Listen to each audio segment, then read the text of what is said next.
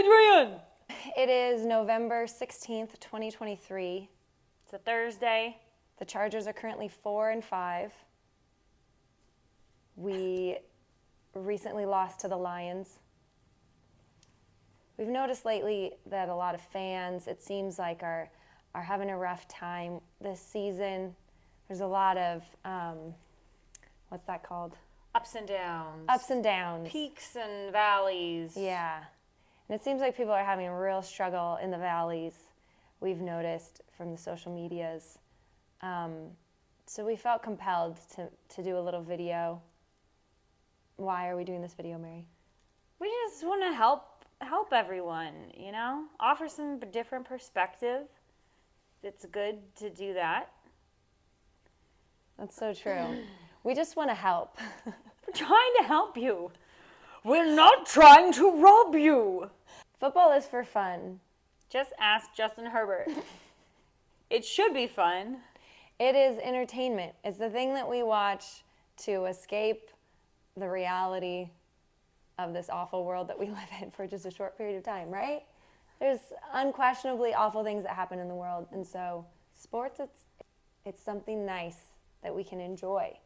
We get to watch people do cool things that we could never do. We get to cheer for them and be like, I identify with that team. That team's my team. If they win, I'm happy. If they lose, I'm sad. But we feel like for some people, maybe they're forgetting the fun part, or at least, you know, with the losing, they are also losing touch with the fun. That was good. Thanks. So we had some bullet points we're going to go through that we felt like these are some important things to maybe discuss at the current juncture that we are all in as Chargers fans, and probably as fans of football as a whole. So if you found us and you don't even care about the Chargers, then welcome. The first thing we want to discuss, Mary? Is winning the most important thing? It's definitely important. It's important. Don't get us wrong, okay? We're not out here being like, everybody should get a trophy. We all participated. That's not what we're saying at all. We love winning. But I think there's a difference between winning being important and winning being the most important. There's certain things that happen when winning is the most important. For example, cheating becomes okay. Yeah, because if winning's the most important thing, then all these other things are acceptable because, hey, they could lead to winning, and that is our goal, and that's the most important thing. Yeah. And what we care the most about. So not having integrity, that's fine, because I want to win. Win's more important than having integrity or playing fair or being a decent human being. Which leads to one of our other points of when winning is the most important. That leads to having players on your team that are not great people, because they're pretty good at this sport, though. Yeah. Treating your players like garbage and not like the human beings they are is okay, because you need the most out of them. You need them to win. That's where their value comes from. You only care about their performance. They are basically pawns that you use to win, because winning is the most important. And if players are just your pawns, it doesn't matter who they are as people, then that also means it doesn't matter if they're horrible people. And not everyone shares this opinion, I'm sure. We feel like everyone should share this opinion, but, you know, whatever. But we think that being a good person should be equally as important as being athletically talented, as far as when you're looking for players for your team. Because football players are people that kids look up to, right? They're role models. They're people that society in general looks up to, right? We cheer their name. We put their names on shirts on our backs, you know? We kind of elevate them in our society. So if you're having a player on your team that very famously has disrespected women, you're communicating to all these kids and people that it's okay to disrespect women if you're athletically talented. Yeah, because winning's the most important thing. Winning's the most important thing. You don't have to be kind to people. You don't have to treat people with respect or common decency because you're good at football. That's a big reason why we didn't have a team for years, because we didn't want to root for a franchise that didn't value the same things that we valued. Yeah. I just have trouble cheering for someone that I knew molested women. As a woman, it's crazy. I don't want to be molested. I don't want to cheer for someone who molests people. And I also wouldn't want to cheer for them if they molested men. Exactly. I don't know. I don't want to cheer for someone who molests people and doesn't seem like they're that sorry about molesting people. Because also the thing is, it's not like we expect these players to be perfect. They're people. They'll make mistakes. But there's a difference between people that are imperfect but that are trying to be good people, and then people that are like, hey, I'm a superstar football player. I can get away with doing whatever the heck I want. Not interested in rooting for that.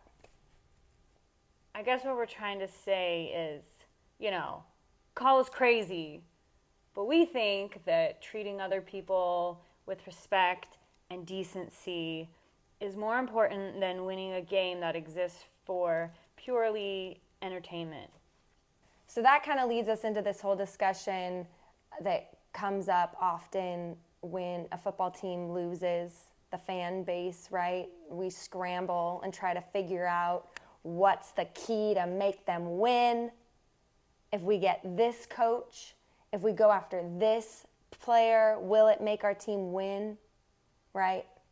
And sometimes we're fine with going after these coaches that also very famously have cheated. Because we're like, hey, they have Super Bowl rings, though. They have Super Bowl rings, and they've been caught cheating. How many times do you think they also cheated without getting caught? And is that who you want? That's what you want to promote? You're okay with that because they have Super Bowl rings. They're experienced. But Mary has made a great point. That's right. Lay it on us, Mary. Do you remember what your first point was? I do. The truth is, you guys, there's no way to guarantee a win. You can't guarantee that you're going to have a winning coach. Can't guarantee you're going to have winning players. You can't guarantee you're going to win that week. You can't guarantee you're going to have a winning season. So, what's something we can control? Well, wait, no. You say the thing like you can fire your GM, because this is the thing we've seen teams do, right? Yeah. They fire their coach mid-season and bring in Jeff Saturday, and they fire him how many weeks later, right? You could fire your GM, fire your coach, trade or sign a bunch of fancy players that are supposed to be real good, and then you could still have a losing season. There are only some things you can control. You can't control the win. You can only try your best to try and plug in the right people. But what can you control, Mary? The only thing you really can control is how you run your team, what kind of people you bring in, what's the environment going to be, what are we promoting here? Wouldn't you rather play football with dignity and class, since that's actually the only thing you can control? You can't control the wins and the losses, but you can control how you attack the game. You can control who you have on your team, who you have as your leaders. I think that's really important to realize as well, because we have this idea in our mind that if everything was perfect, our team would win, or like if we have all the right people, it's just an automatic win. And so therefore, if we're not winning, that means somebody needs to get fired and somebody needs to get pulled out. Which sometimes that is the case. There are people that are not doing their job well and they should be fired. And we're not saying like everyone should just always keep their job. But I think as far as like specifically with like the Staley hate, like, oh my gosh, it makes me so angry. Because last season we were one of the most injured teams for the majority of the season. And we made it to the freaking playoffs. If you don't think that is hugely because of coaching, you're insane. Like, we made it to the playoffs because of Staley. And yet people just dog him and act like he's such an idiot. Like, yes, our defense is having a hard time, but you can track that back to J.C. Jackson. Like, we would have won those games, that it was like him making dumb mental errors that cost us the game. They were 3-point games. Like, it was just a minuscule difference between winning or losing. And yet you're going to say we need to fire Brandon Staley, and then that will make us win. Or losing by 3 points to the Lions, who they had one more possession than us. So that's just the type of game it was. And I guess they should probably fire their defensive coordinator because they couldn't stop us either. Yeah, so that whole thing, and the complaint before too, like the games that we won early on, when we beat the Raiders, and then everyone was like, "Oh well, we barely beat them," and what was the quote someone said? Superior teams blow out inferior teams, right? So we weren't good enough because we won by a close margin. Well, then we beat the Bears by 17, and then we beat the Jets by 21. So that's not even a close game. And yet that wasn't good enough either. It's never good enough. It's never good enough. And the sad thing is, those negative people are really missing out. Because at the end of the year, there are 31 football teams that are disappointed. There's 31 Football fan bases? Yeah. There are 31 football fan bases that are probably devastated because they didn't win the Super Bowl. Which leads us into our other point of why winning is not the most important, or at least to try and help us all as fans to rekindle the joy of watching football and to put winning in its proper place. Because we're not saying it's not important. Let us reiterate that. We don't want you to think we're a bunch of pansies that are like, you don't gotta win. We definitely want our team to win. We want them to try very hard to win. Yeah. We want them to work very hard at practice to do everything they can to win. But at the end of the day, if they don't win, how can we still find some joy in the whole experience? Because if you're like, that's it, that's trash, like, man, you're just giving yourself a horrible life. And if the Chargers don't win the Super Bowl, if it's like this whole experience was trash, I don't even want to be a fan of them, like, that's also very sad. Because there's a lot of beautiful things to celebrate in being a Charger fan specifically. Like, there are other fan bases, other teams that lose, and also the experience of watching them play the games is not very fun. Like, they don't have anybody that's very exciting to watch. So there are people that are just being diehard. They're going to these games, and they're watching their team suck for 4 quarters and then lose.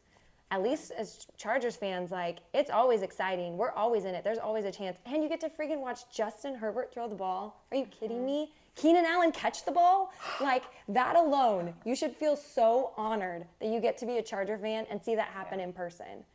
Khalil Mack and Joey Bosa together with Thule, like this beautiful little trio with like Joey becoming a real man, being a good leader for Thule. He's like, I have to make sure my son, I'm a good role model for him, you know? Like, you can see Joey becoming better, like not doing some of the boneheaded stuff that he did in seasons past. So control what you can control. And as fans, like, man, there's so much to be proud of. Like, yes, we've lost some of these games, but how hard has our players played? And like the coaches, they're willing to look at themselves and say, how can we improve? Because they're people, you know, they're not perfect. They're going to come in with a game plan and then be like, crap, we got to change this up.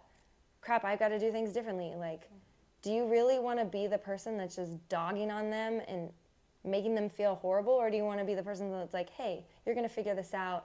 We're moving in the right direction. Let's go. We're behind you, coach. When we were at the Kansas City game in Kansas City, the fan next to us, he said, Leanne, what did he say? Are you talking about how he said that the Chargers are the only team that Yeah. gives the Chiefs any competition? Yeah. He's like, that's the only team that us Chiefs fans ever are like, oh, okay, come on. This is crap. This is real. It's the Chargers. So when you guys think, oh, it's so hard to be a Charger fan, hey, watch more football games of other teams, for real. I feel like sometimes people are not watching like the That freaking Bills- Broncos Oh. game. Can you imagine losing to that? That is an actual painful way to lose, okay? Yeah. That hurt, and I don't even want either team to win.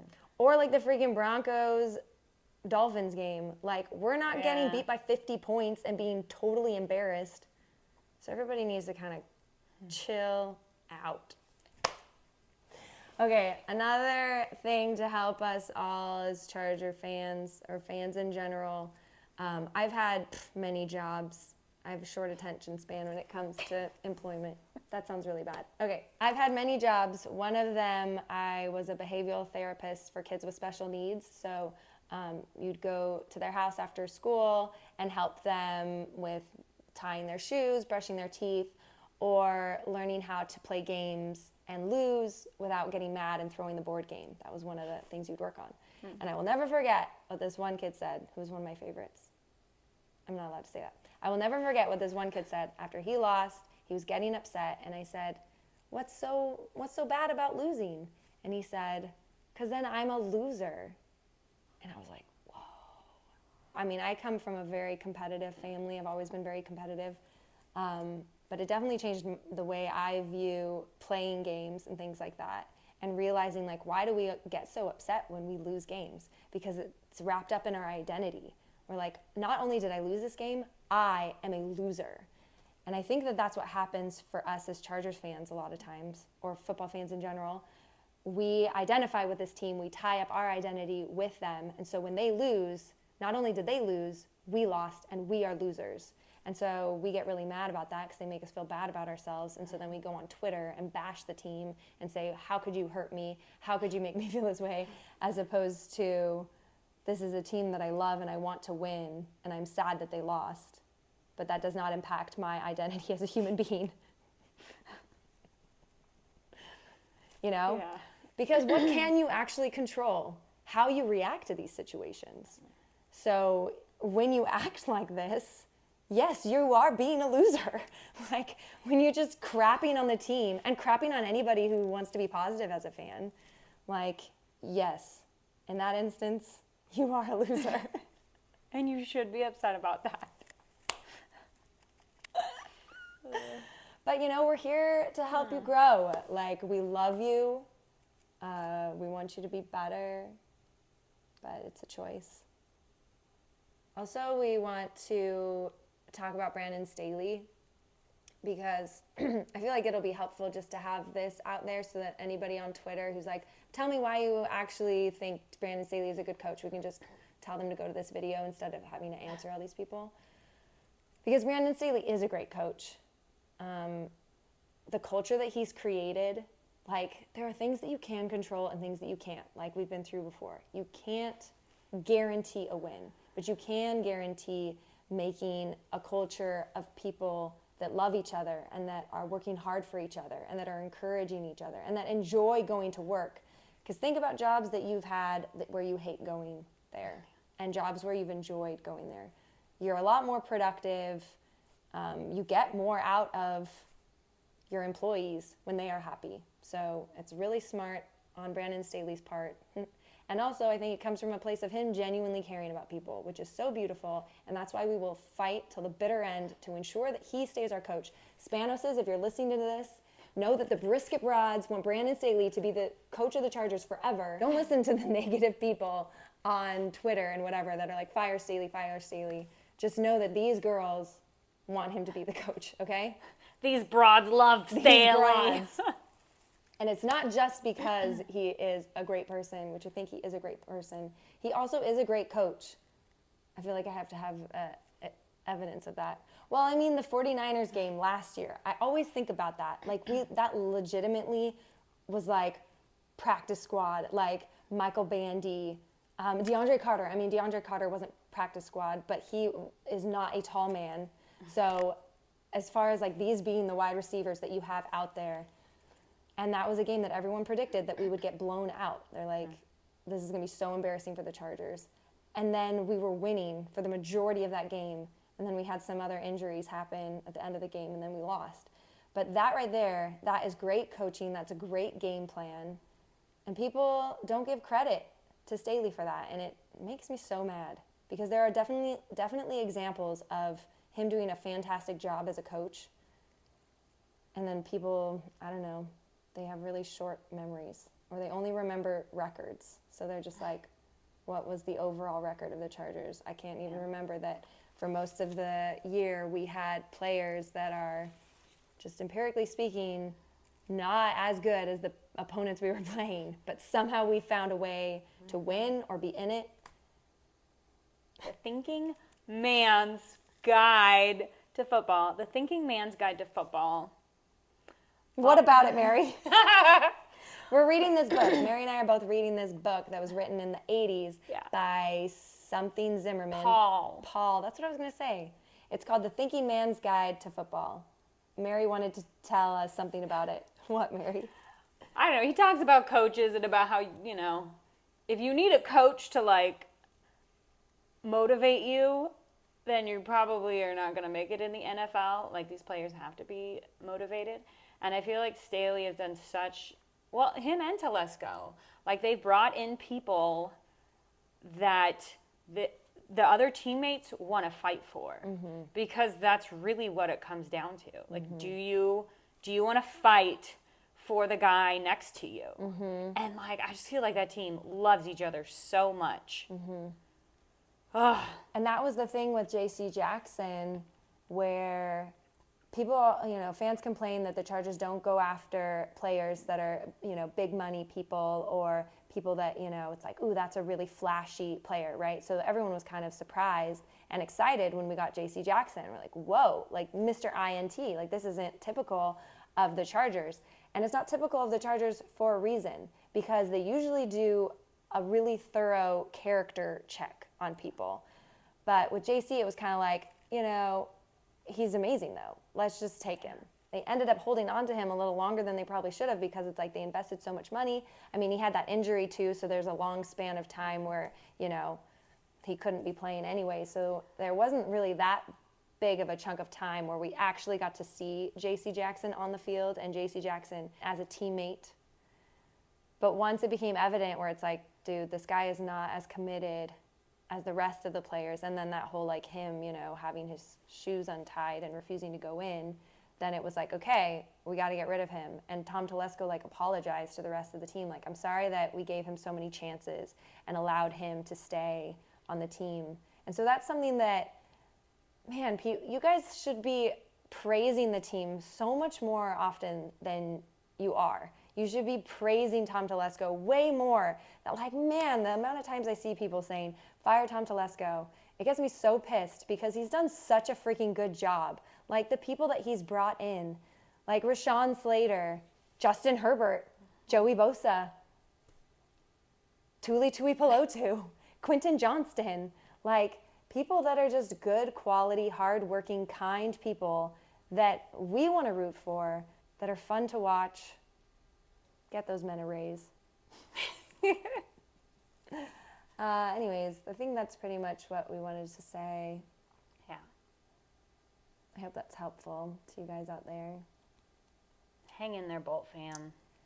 And it's just going to be so much more satisfying if you get on this train and you're like, okay, I'm going to turn it around. I'm going to be positive. I'm going to be behind these coaches and GM and players. So then when we do win the Super Bowl this year, you won't have to feel like, oh man, I was kind of rooting against them this whole time. You can feel like, oh my gosh, we won the Super Bowl because I've been cheering this team on, and I decided to support them rather than rag on them when they don't do exactly what I want them to do. It's just an invitation. Yeah. It's only going to benefit you. We're inviting you in. Join the Brisket Broads. Is that pretty much it, Mary? That's pretty much all I wanted to say. Thank you. And we love you all. Yeah. No matter what.